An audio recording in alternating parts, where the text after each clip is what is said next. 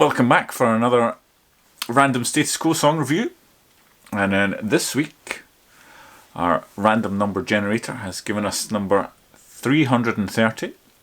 So we're still very much in the modern era, and we're back at everyone's favourite cover album, Riffs, and the track Pump It Up.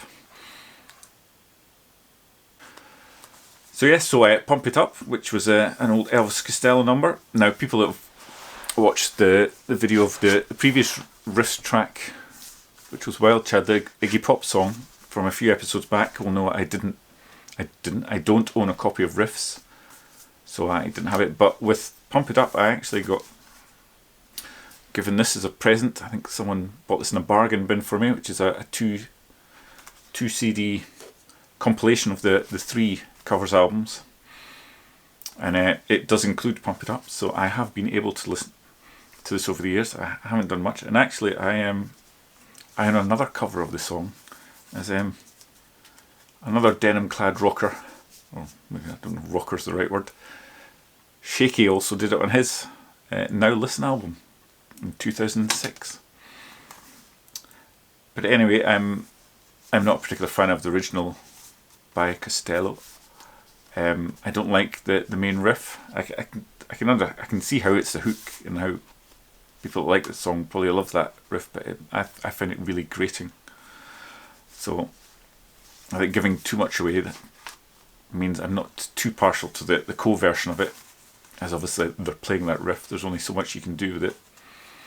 I did think the intro they did in this, the Quo, was quite good. Had a nice little bass fill run into said main riff, and it's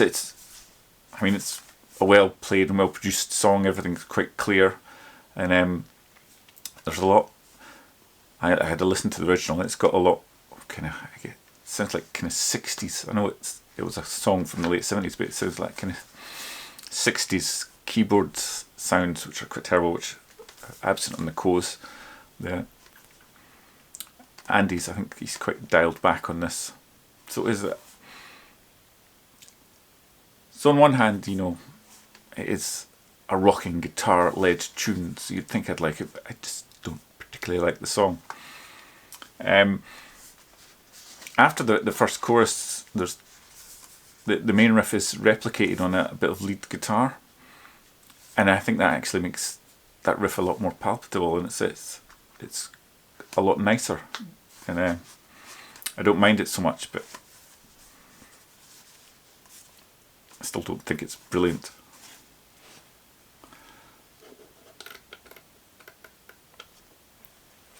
And then really there isn't that much more to the song, the verse and then just repeated chorus several times over. So it kind of goes out, which again probably would have been quite good live. It's certainly got a rocking beat and feel to it, but I'm just not that keen on it. The outro's a bit better when the kind of higher lead guitar comes in and kind of covers that riff, and it isn't so bad and kind of rocking away, and it rather disappointingly I think just fades away. They could have maybe put an ending on which might have been slightly more enjoyable. So yeah, I don't think I've got too much to say about that tune. It's not one I'm that keen on.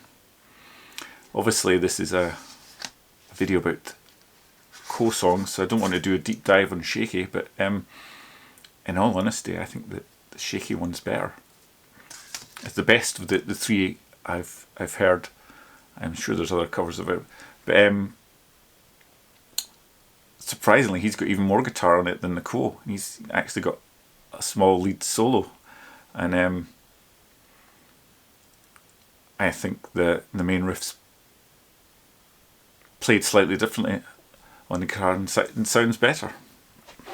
So there you go, Shaky rocking harder than the Quo. Who'd have thought it?